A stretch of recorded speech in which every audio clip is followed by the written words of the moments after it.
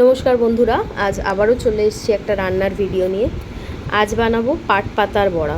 অনেকেই পাট পাতার বড়া বাড়িতে অনেক কিছু দিয়ে বানান, তবে এভাবে অবশ্যই বানাবেন। অনেক কিছু আয়োজনের দরকার হবে না, আর খেতেও সুস্বাদু হবে আর ভীষণ ক্রিস্পি হয়। আপনারা না বানালে বুঝতে পারবেন না। তো প্রথমেই দেখুন নিয়ে নিয়েছি পাট পাতা। ঠিক এভাবে ডগা শুদ্ধ পাট পাতাগুলোকে ছিঁড়ে নিতে হবে। 4-5টা পাতা শুদ্ধ ডগাগুলো ছিঁড়ে নিতে হবে। দেখুন এইভাবে। আর এই পাট পাতার বড়াটা ভীষণ ক্রিস্পি হয়। আপনারা, আমি রিকোয়েস্ট করব, অবশ্যই বাড়িতে বানাবেন, দারুণ লাগে খেতে। আর ব্যাটারটা গুলে নেব। ব্যাটারটা গুলে নেওয়ার জন্য আমাদের যেগুলো লাগবে, নিয়েছি 4 চামচ চালের গুঁড়ো, বেসন, আর এখানে রয়েছে কাঁচা জোয়ান, একটু হাতে ডলে নিয়েছি, কালো জিরে, লঙ্কার গুঁড়ো, নুন, চিনি স্বাদ মতো, আর হলুদের গুঁড়ো।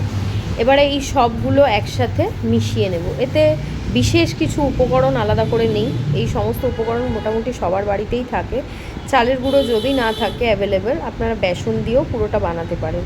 তবে হ্যাঁ, একটা নিয়ম মনে রাখতে হবে, যখন আমরা বড়াগুলো ভাজবো আমি দেখিয়ে দেবো কিভাবে চেপে চেপে একদম যে ডগাগুলো ধরে আমি বড়াগুলো ভেজেছি, সেই ডগাগুলোর কাছটায় যাতে ব্যাটার জমে না থাকে, তো সেটাকে একটুখানি চেপে শুধু পাতাটায় কোট করতে হবে। ডগাটায় খুব বেশি ব্যাটার থাকলে হবে না, সামান্য একটু থাকতে পারে, কিন্তু বেশি থাকলে ভালো লাগবে না খেতে।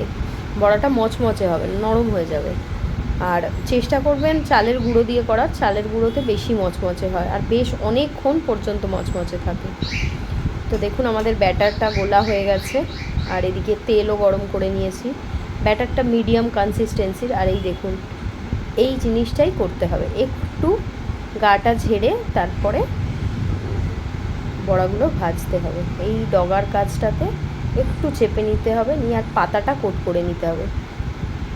দেখুন এবারে উল্টে পাল্টে ভেজে নিলেই লাল লাল করে আমাদের বড়া রেডি। বন্ধুরা, আপনারা নিশ্চয়ই এই বড়াটা ট্রাই করবেন। আর আমার ভিডিও যদি আপনাদের ভালো লাগে তাহলে প্লিজ আমার চ্যানেলটা সাবস্ক্রাইব করবেন। তো আজকের মতো টাটা, দেখা হচ্ছে আবারও নেক্সট ভিডিওতে।